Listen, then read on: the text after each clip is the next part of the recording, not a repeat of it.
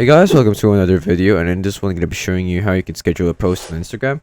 So it's pretty simple. You just need to go down here to the plus button, and then you have to choose post over here, and then you just choose the post that you want to post for this one, then go next, and then you just go to more options, and oh no, you don't see the schedule option anywhere because you really can't.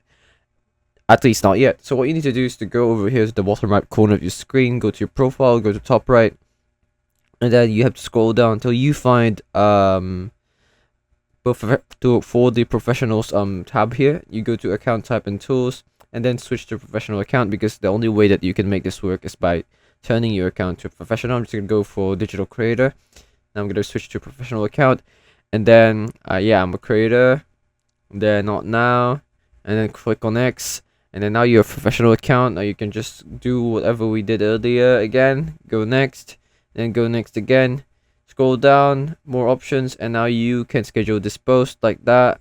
Add a schedule, go back, and then you can just click on schedule, and that will post it on when you schedule it.